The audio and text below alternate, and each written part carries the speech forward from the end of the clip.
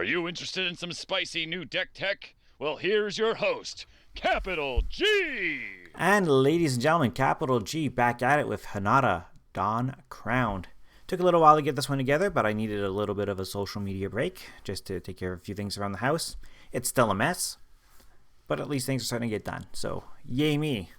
But before we're not going to talk about the house, of course. We're going to be talking about Hinata. We're also going to be talking about liking and subscribing to the channel if you enjoy what you see here.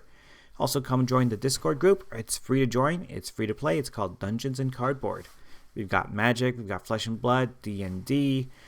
We've got some computer games going, such as Destiny. There was a Halo thread for a while. I'm not sure if that's still active. I'll have to have another look. But yeah, lots of cool people, lots of cool things happening. We even have some prize support league play, so be sure to come check that out. Also, be sure to check out some of our content creators, such as Bulldog, who's got some EDH gameplay on his Twitch and his YouTube. His details are below. We have tons of other content creators part of the group as well, and you can find their details by joining the group and clicking the Content Creators tab. So yes, obviously fun times. And one last reminder, I'm still looking for some questions for my Q&A video, so if you have any questions, it could be about me personally, or it could be about the channel itself, it could be about the game, whatever you like. Please post those questions in the comments. Once I get a couple more questions, I will start posting some answers, such as the plan. On the topic of answers, it's a weird segue, I know, but Hinata, Dawn Crowned, white, blue, and red, and a generic for this 4/4 Kieran Spirit with flying and trample. I like that it's got trample. Spells you cast cost 1 less to cast for each target. So if your spell targets one thing, it's 1 generic mana cheaper. If it targets 6, 7, 8 things, it's that many targets cheaper. Spells your opponents cast cost 1 more to cast for each target. Be careful, and this is where the segue comes in. This means that your opponents will have a hard time interacting with each other. So let's say one of our opponents has the Swords to Plowshares needed to break up a Mikaeus and Triskelion combo. Well, if they're only showing 1 white mana, we've got our Hinata out on the battlefield. Guess what? They can't answer the combo. So we have to be careful in that regard. But let's look at the deck and see what we ended up doing. It's a great Spellslinger deck. You can also do some Voltron stuff. I'm doing a little bit of both, and I will allow you to focus in on whatever strategies you like best. Spellslinger is a little out of my comfort zone, but we've got some good stuff. Let's start with the creatures to help support Hinata. Things like Electrostatic Field, a nice little 2-mana defender whenever we cast an instant or sorcery. Deal 1 damage to each opponent. We have my favorite thing, Feather the Redeemed. This may seem like an odd include, but we're playing a lot of spells that can target multiple things that don't necessarily kill our creatures. So the idea is we can cast some of our X spells, have Feather be one of the targets, or any of our creatures really. As long as Feather is on the battlefield, we get the spell back at the end of the turn. I think that's absolutely amazing.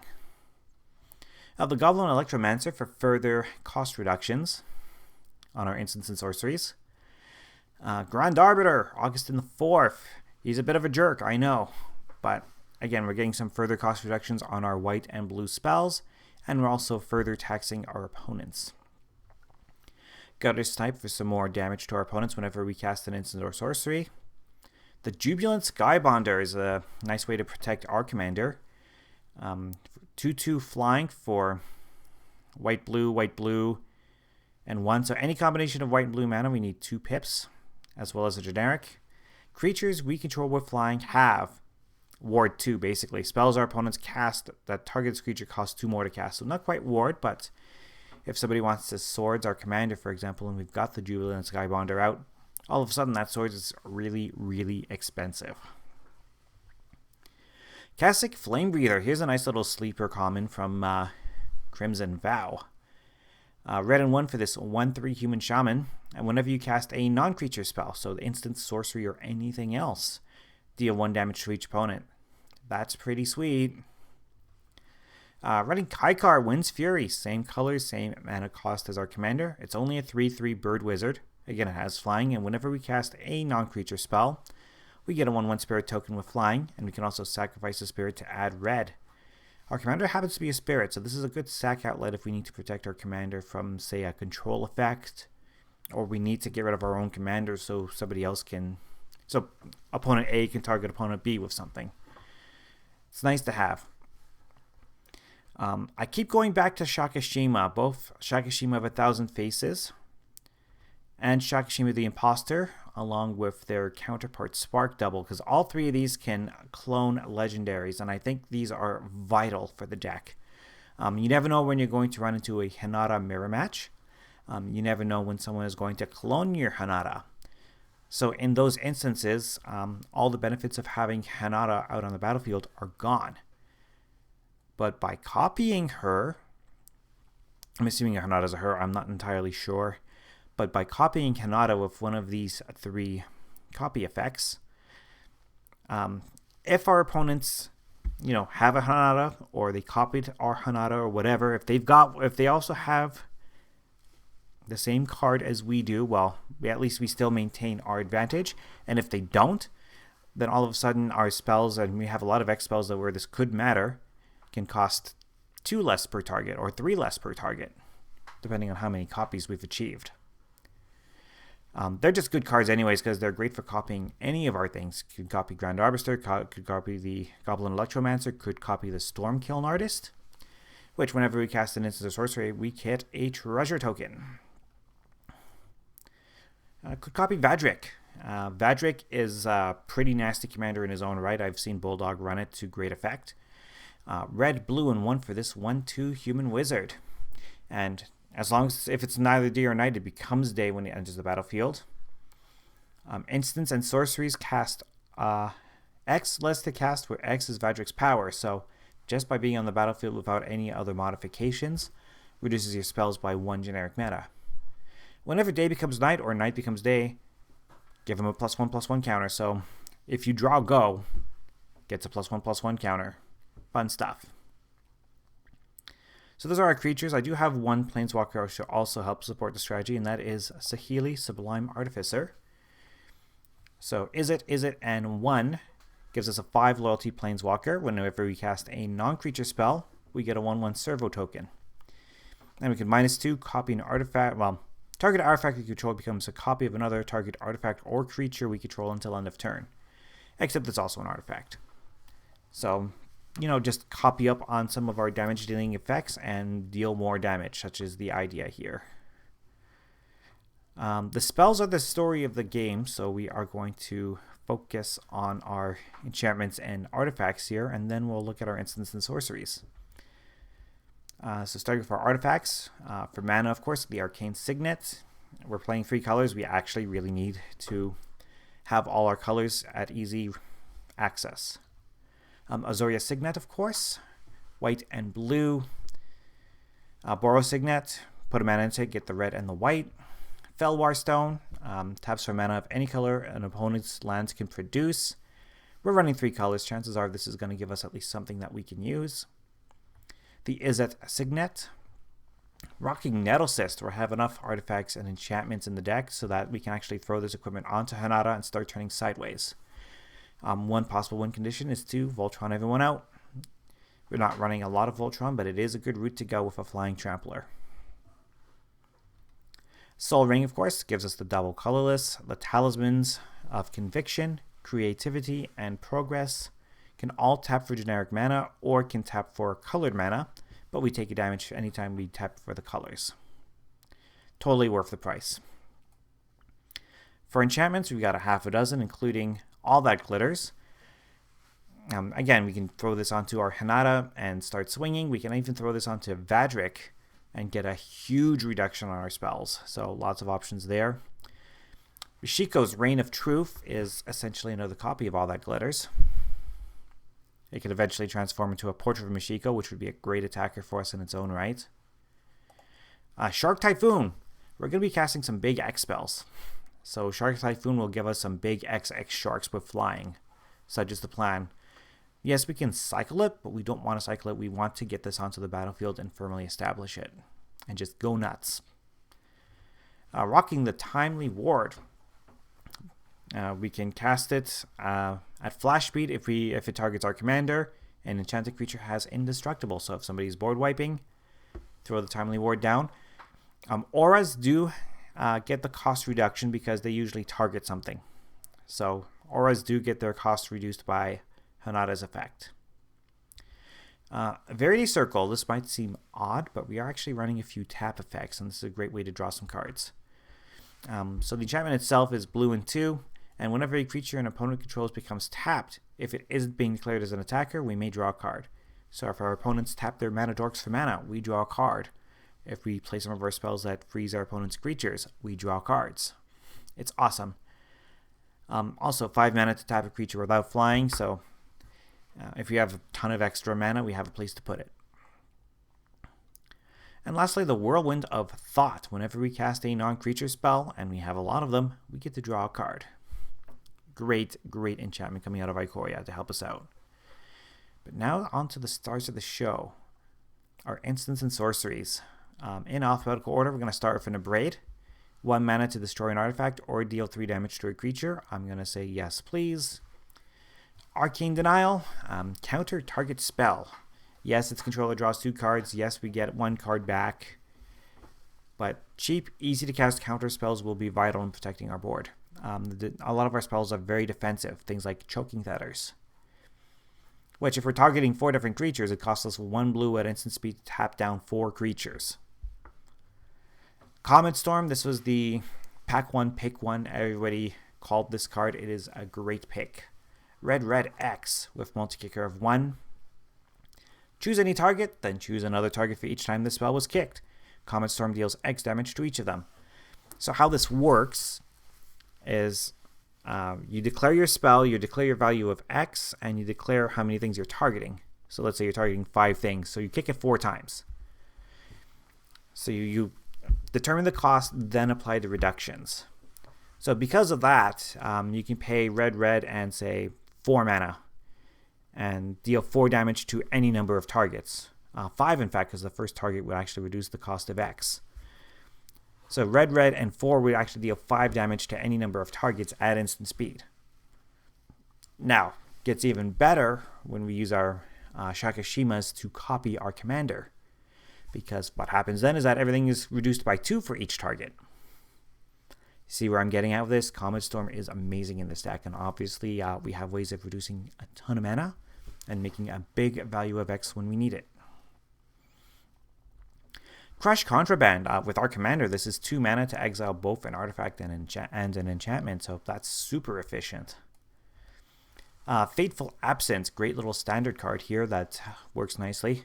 1 white to destroy a creature or planeswalker. Its controller investigates. Yes, they get a clue.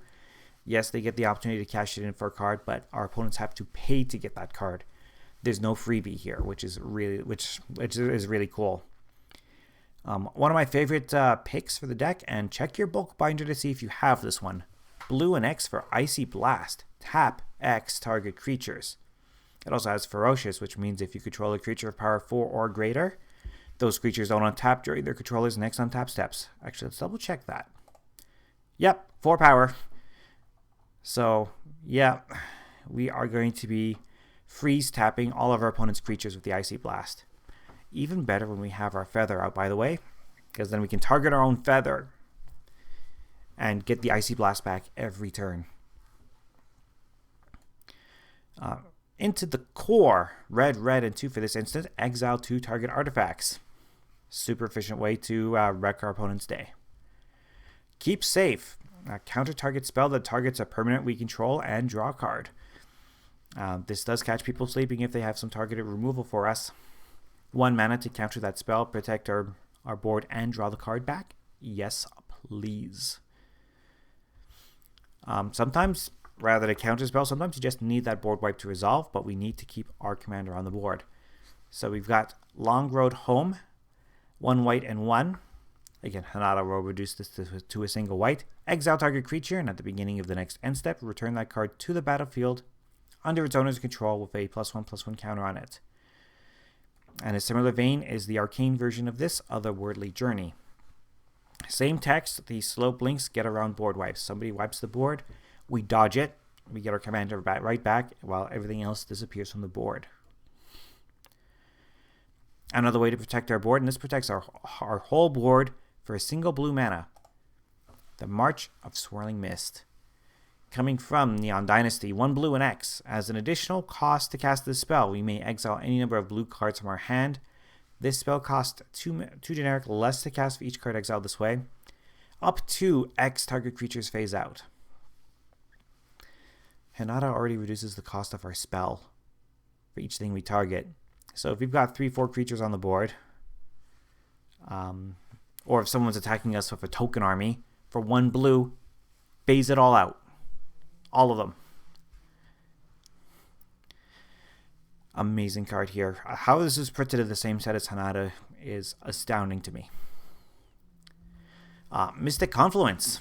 Double blue and 3. Choose 3. We may choose the same mode than once. Mode 1 being counter target spell unless its controller pays 3 mana. Mode 2 being return target creature to its owner's hand. And mode 3 being draw a card. So, let's say we spend double blue, return 2 creatures to their owner's hand, and counter a spell. So for 2 blue mana, we've countered a spell and taken 2 things off the board. I mean, obviously, if we want to draw cards, we have to pay more mana into it, but still, awesome. I like it here. Negate, counter target non-creature spell. As long as our commander is out, it only costs us a single blue to do it. We've already looked at Otherworldly Journey, but we haven't yet looked at Return to Dust. A card that I've kind of not put into decks for a while, but white, and 2 for this instant. That lets us exile an artifact or an enchantment. But if we cast a spell during our main phase, we can exile up to 1 additional artifact or enchantment. So we can cast this on our main phase for 2 white and exile 2 targets. That's what makes it good here, and that's why I want to run it. Sublime Epiphany. Now, with our commander out, this is only going to cost us double blue. Choose 1 or more of these modes. Counter target spell. Counter target activated or triggered ability. Return target non-land permanent to its owner's hand. Create a token that's a copy of target creature you control. Target player draws a card. It shouldn't be hard to find 4 things to target with this and just cast this for double blue. Tail's End. Counter target activated ability, triggered ability, or legendary spell. Ninjas are going to be everywhere. Heads up. Tail's End is a nice little hiccup to that. Somebody wants to ninjutsu out a, let's say a Darksteel Colossus or a Toxrill using their Satoru Umezawa. Well, the cost is you pay the 4 and you return a creature to your hand, an unblocked creature to your hand, in order to put these things down. That's the cost. So when they say I'm going to ninjutsu, they pay the cost, they take the card back to their hand. We get to counter it with Tail's End or other similar effects like Stifle. So that's a good tactic to keep in mind if ninjas are running wild in your meta. The Valorous Stance. 1 white to give target creature indestructible until end of turn, or destroy target creature of toughness 4 or greater. When I ignore, say, the generic mana cost, it's because I'm running under the assumption that our commander is in play and that we are using it to protect our board. Wear and Tear is our last instant. Destroy target artifact or destroy target enchantment. White, red 1. This has Fuse, so we can cast both sides. Not all of these cards have Fuse, but this one does, so we can actually cast both modes, and it can cost us as little as red, white to hit those 2 targets. Over to our sorceries, we've got a lot of these too, and these are amazing. Starting with Baral's Expertise. Blue, and 3, a reducible 3. Return up to 3 target artifacts and or creatures to their owner's hand. With our commander out, this costs 2 blue mana to cast. You may cast a spell with converted mana cost 4 or less from your hand without paying its mana cost. Cool. Moving on to the Cleansing Wildfire. Red and 1, destroy target land. Its controller may search their library for a basic, put it onto the battlefield tapped, and shuffle their library. Then we get to draw a card. We are running the indestructible artifact lands.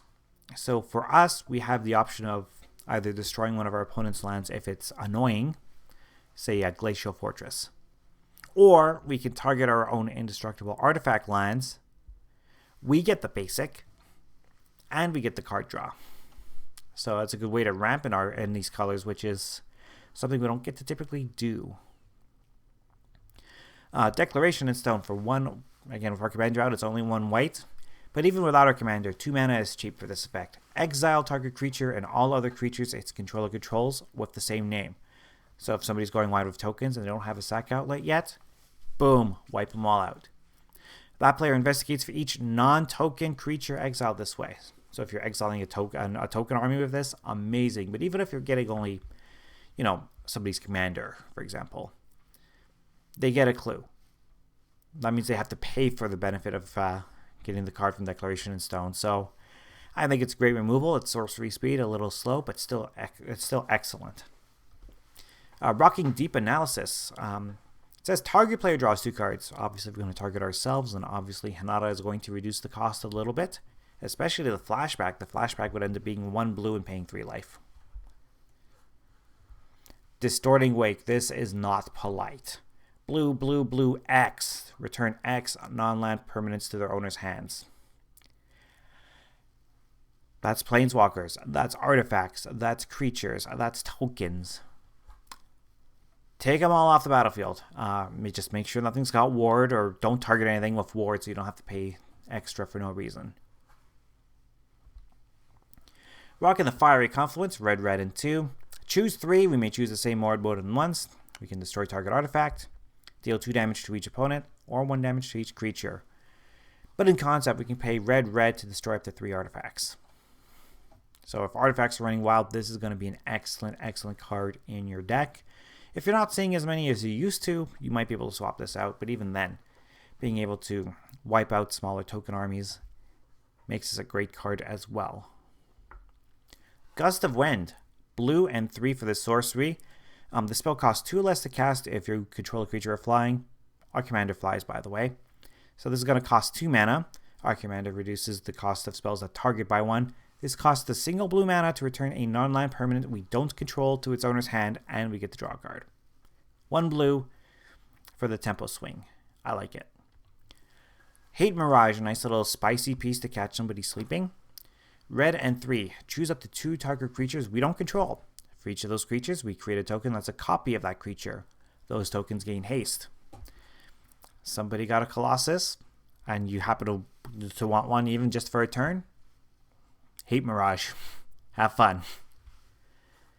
Jai's Immolating Inferno. Immolating Inferno. That is a tricky word to say. Red, red, and X for this legendary sorcery. We can only cast legendary sorceries if you control a legendary creature or planeswalker. I wonder if we'll see more legendary sorceries when we go back to Dominaria later this year. Deal X damage to each of up to 3 targets.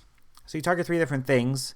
You're already getting a cost reduction of 3, so you're dealing red, red to deal 3 damage to 3 targets already. Dump some more mana into there for more value. Jessica's Will. This targets, by the way, red and 2 for this sorcery. Choose 1 if you control our commander. We choose both. Add a red mana for each card in target opponent's hand, or exile the top 3 cards of our library. We may play them this turn. So yeah, this is only going to cost 2 mana with our commander out. And because we have some really, really cool bounce effects, one of our opponents will have 6, 7, 8, 9, 10, 11, 12 cards in their hand. So, boom, big mana explosion for us, which we like, which is why we're also running the Mana Geyser. Add a red mana for each tapped land our opponents control. Our opponent's targeted spells cost more, so if they're going to throw targeted spells around, they have to tap more lands to do it. So, if they tap more lands, we get more mana from this. Mass Mutiny, I think this is just fun. Red, red, and 3. For each opponent, gain control of up to 1 target creature that player controls until the end of the turn. Untap those creatures, they gain haste. So, active treason everybody with our commander out for 2 red mana. Yes, please. Reconstruct History. This is a good recursion spell for us. White, red, and 2 coming out of Strixhaven. Return up to 1 target artifact card, enchantment card, instant card, sorcery card, and planeswalker card from our graveyard to our hand. So this could target up to 5 things at our graveyard. But even if it only targets 2 things, it means we're getting red and white to get 2 cards, 3 cards, 4 cards back from our graveyard. That's amazing. Righteous Confluence, white, white, and 3 for this sorcery. We get to choose 3 modes, like the other Confluences. We may choose the same mode more than once. We can put a 2/2 knight onto the battlefield. It has Vigilance, which is pretty sweet. Exile target enchantment. There's a lot of really annoying enchantments that we would like to see disappear. This can do it. Or we can gain 5 life. So if we need to gain 15 life, we pay 5 mana and gain 15 life. But why we're here is white, white to exile 3 enchantments, because enchantments will be running wild with all the support they've gotten out of Kamigawa. Of course, we do have to have a board wipe, and it's going to be time wipe. White, white, blue, and 2 to return a creature we control to our hand, then destroy all creatures. So sometimes you just need to do the board wipe yourself. We bring our commander back to our hand, wipe out everything else. That's our sorcery package. So we have the chance to burn out our opponents. We have a chance to swing out and commander damage someone. And we just have the opportunity to control the pace. So that is the game plan we're going with. Lands, we've got 35, starting with the Bonder's Enclave. We can pay 3 mana, tap this to draw a card if we control a creature of power 4 or greater, such as our commander. The command tower, of course, for all of our colors. We're running all of the Midnight Hunt and Crimson Vow slow lands. So in this case, this comes into play untapped if we control 2 or more other lands, and it taps for white and blue, the Deserted Beach. Because we're back to Kamigawa, Ijanjo Castle prevents 2 damage that would be dealt to a legendary creature, so helps us protect our commander or some of our legendary toys. The new Ijanjo, Seat of the Empire, is here. We're going to be running all 3 of the channel lands. You don't have to, but it's nice to have these. They are amazing. In the case of Ijanjo, Seat of the Empire, taps for white, comes onto the battlefield untapped. And we can pay white 2 and discard this to deal 4 damage to an attacking or blocking creature. Forbidden Orchard. Taps for mana of any color, comes into play untapped. Yes, we are giving our opponent 1/1 colorless spirit creature tokens. Do we want to do that? Yes, we do actually, because hey, we're playing stuff like Distorting Wake. We're just gonna kill it anyways. 6 islands, mana Confluence, because we do need the mana reliability, so mana Confluence is in. 6 mountains, a Mystic Monastery, enters the battlefield tapped, but gives us all our colors. Otawara, Soaring City, taps for a blue, or we can channel it for blue and 3, reduced by the presence of legendary creatures on our battlefield. Return an artifact, creature, enchantment, or planeswalker to its owner's hand, so bounce effect on our land, yes please. Path of Ancestry, this also comes onto the battlefield tapped, but it can tap for any color in our commander's color identity. And if ready for you cast a Spirit, because that's what we'll... Because we don't have any other Kieran, but we do have a few other spirits, including our commander. We get to scry 1. 6 planes, rocking the Triome. Razortide Ridge, there's the artifact lands. We're running all 3 to help with our Nettle Cyst and our All That Glitters. Roadside Reliquary, nice little land to have here. Comes onto the battlefield untapped. It taps for colorless mana, unfortunately. But we can always pay 2, tap and sack this to draw a card if we have an artifact, and draw a card if we have an enchantment. We're pretty sure I'm starting to get at least 1 card off of this when we need to trade it in. Rustvale Bridge. The Silverbluff Bridge, rounding out our indestructible artifact lands. Silken Zan. This lets us get a couple of 1/1 spirit creature tokens with haste. They're there if we need them. Sundown Pass enters the battlefield tapped unless we control 2 or more other lands. And that rounds out our mana base. That rounds out the deck for Hinata, Dawn Crowned. Have you got some spicy toys to play with this flying horsey thingy question mark whatever it is? Be sure to leave some comments with some of your favorite cards to toss into a Hinata deck. There's a lot of really good ones. And again, don't forget to also leave me some questions. Again, be personal questions, questions about the game, questions about the channel, whatever you like for our Q&A video. Once I have a few more questions, I will make that video and answer all of the things. So coming up on half hour here, but this was a pretty big deck. Number 80.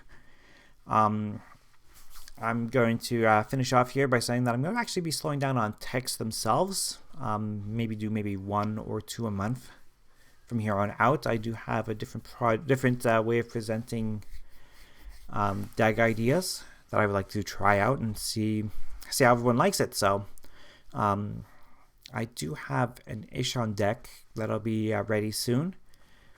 I'll get that out to you probably before March. I think I can get it out before the end of the month, and then after that, probably keep it to maybe 1 or 2 deck techs a month and do my new format. So what's it going to be? I'll tell you all about it when it's ready. Until then, enjoy the rest of your week. Enjoy Kamigawa Neon Dynasty, officially released this past weekend. And just enjoy your day. Have a good one.